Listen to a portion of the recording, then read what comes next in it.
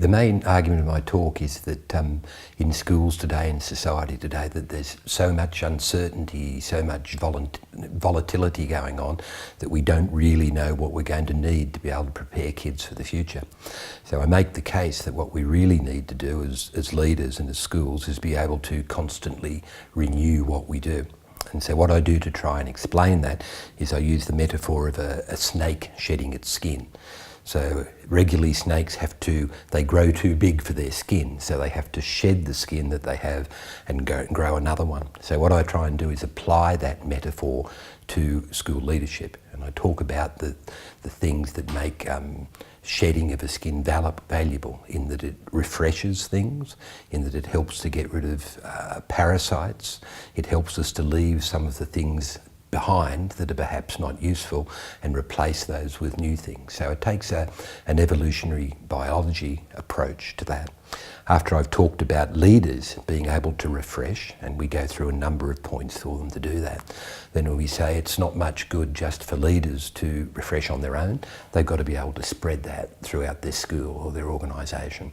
So we talk about a number of things that they can do to build a renewal into their school. So we talk about prospecting, we talk about paving and bridging, we talk about keeping things simple, sensible and safe. And so we bring it back. The message is we need to change our mindsets, change our ideas, change our thinking that's going on, but at the same time we've got to make sure that we hang on to what the purpose of education is. We need to hang on to the moral aspects of it, the educative aspects of it. So shed how we do it and learn how to do it in different ways, but make sure that we keep our heart and our guts intact. I think in terms of the new things, again, you can't give a definitive answer because we all work in very, very different contexts. Some schools, for example, deal with large immigrant communities. Other groups, other schools have a much more stable clientele. There's different socioeconomic status. So that context will help to determine what we need to learn. And so it'll have to be personalised to those situations. What leaders need to do is look beyond themselves and ask beyond themselves. If we're looking for what's needed when we don't actually know what the future's going to be, which is a big ask, we need to have other people who provide input to us. We need to listen to all the talent in our community. We need to listen to different cultures. We need to listen to different ages, students, teachers, whatever it is, and get them to help inform what might be needed. What might we leave behind? I don't know about you, but over the course of our lives we develop these habits. You got habits? Yeah, we develop habits where we do things the same way again and again. And we don't even know why we have these habits quite often. They're just something we developed at a particular time to deal with something else. But it's like smoking. It's so ingrained in us as a habit that it's hard to get rid of. So I think we need to try and get a view of those habits. This is shedding the skin.